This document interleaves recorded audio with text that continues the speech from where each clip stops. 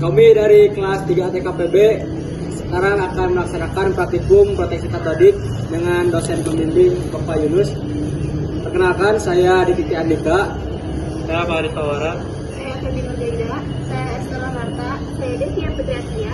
Saya Diatri Febrian. Saya Jermatai Pamukan. Saya Dias Destia. Sebelum kita lanjut, apa sih proteksi katodik itu? Proteksi katodik adalah metode yang digunakan untuk mencegah korosi pada logam, terutama pada struktur seperti pipa bawah tanah, tangki, atau kapal yang terbuat dari baja atau besi. Prinsip kerja metode ini melibatkan pengalihan arus listrik untuk mengurangi atau menghentikan reaksi korosi yang biasanya terjadi saat logam terpapar lingkungan korosif. Dalam sistem proteksi katodik, logam yang ingin dilindungi dijadikan sebagai katoda dalam rangkaian elektrokimia, dan aliran arus listrik diarahkan untuk menyuplai elektron ke permukaan logam tersebut.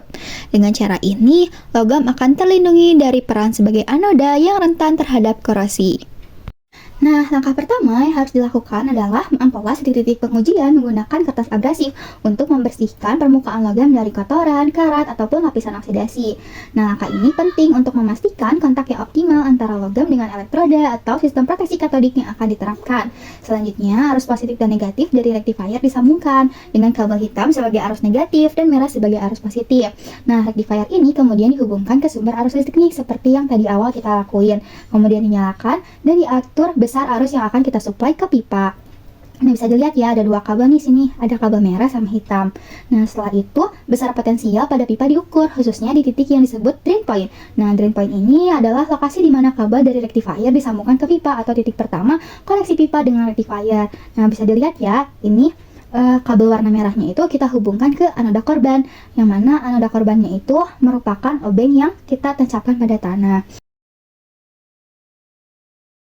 Nah, sekarang kita akan mengukur besar potensial pada drain point dengan menggunakan avometer nih. Nah, bisa dilihat ya pada video ini. Nah, besar potensial yang terukur ini pada drain point tuh harus berada pada angka minus 1,1 volt. Nah, jika mencapai minus 1,2 volt atau bahkan lebih rendah dari minus 1,1 volt, itu tuh akan terjadi overprotection, yang mana dapat merusak sistem perpipaan.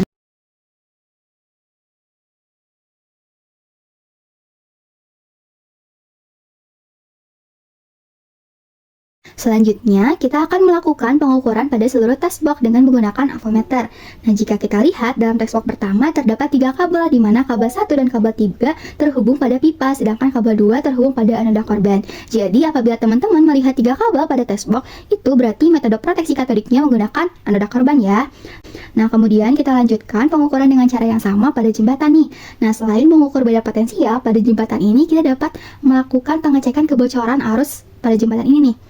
Nah, yang mana ditandai dengan besar arus yang kita dapatkan antara jembatan yang berwarna biru dengan pipa yang berwarna kuning. Apabila besar arus menunjukkan nilai yang mendekati atau sama, berarti terjadi kebocoran di dalamnya. Sedangkan apabila besar arusnya tuh berbeda antara keduanya, maka tidak terjadi kebocoran di dalam pipa. Kita akan mengukur potensial anoda korban dan juga potensial pipa.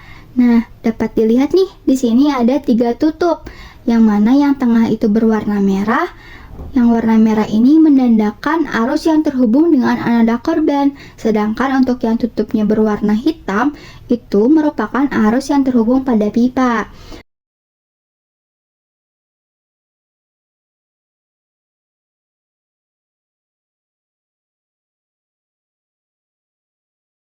Nah, pengambilan data besar arus kita lakukan setiap interval waktu 5 menit.